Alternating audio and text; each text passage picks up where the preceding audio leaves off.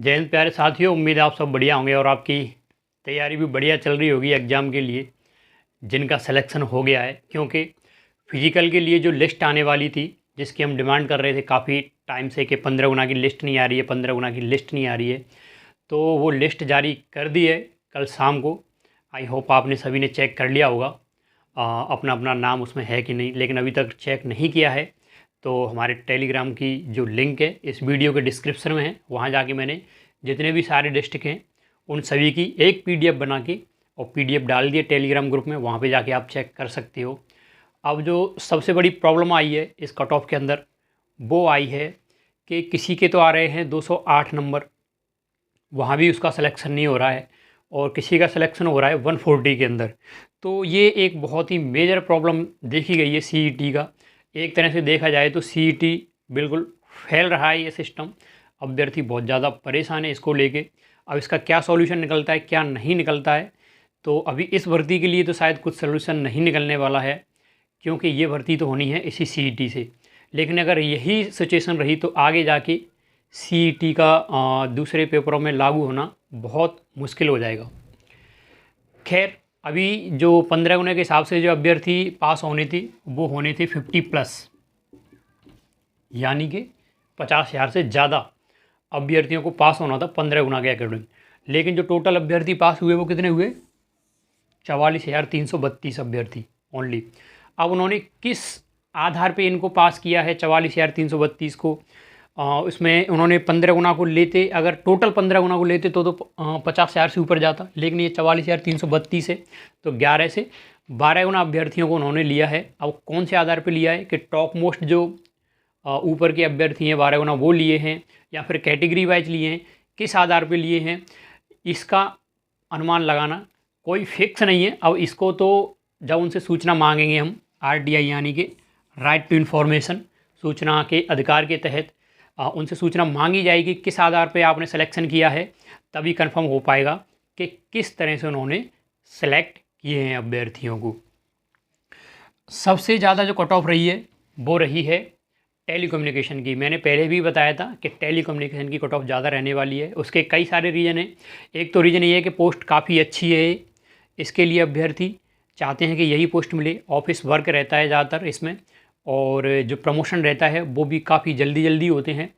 तो यानी एक तरह से देखा जाए तो काफ़ी अच्छी पोस्ट मानी जाती है कांस्टेबल के अंदर टेलीकम्युनिकेशन वाली। तो जो रुझान रहता है PCM वाले अभ्यर्थियों का वो इसी के लिए रहता है। तो इस वजह से जो टेलीकम्युनिकेशन वाली कट ऑफ है वो ज़्यादा रही है। और उसका एक रीज़न और है टेलीकम्युनिकेशन का, जैसे कि बाकी सभी डिस्ट्रिक्ट्स की कट ऑफ बनती है तो वो डिस्ट्रिक्ट वाइज बनती है। जैसे कि भरतपुर की अलग बनेगी, धौलपुर की अलग बनी है, और दौसा की अलग बनी है।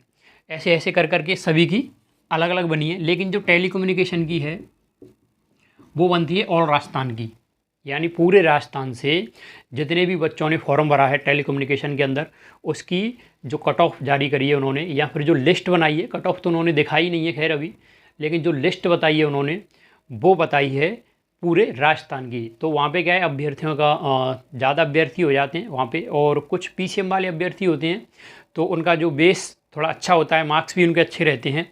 तो इस वजह से टेलीकम्युनिकेशन की कट ऑफ जो है ज़्यादा गई है।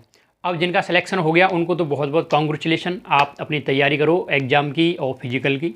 ये मत सोचना कि पहले फिजिकल निकाल लेते हैं उसके बाद में एग्ज़ाम की तैयारी करेंगे, ऐसा बिल्कुल मत सोचना, क्योंकि राजस्थान पुलिस के अंदर आपको काफ़ी कम टाइम मिलता है एग्ज़ाम के लिए। फिजिकल होने के बाद में काफ़ी कम टाइम मिलेगा, तो फिजिकल की तैयारी करो सुबह शाम, और अपने पेपर की तैयारी भी जो मेन पेपर आपका होगा साथ ही साथ करते रहो। अब बात कर लेते हैं उनकी जो कि उनका सिलेक्शन नहीं हुआ है।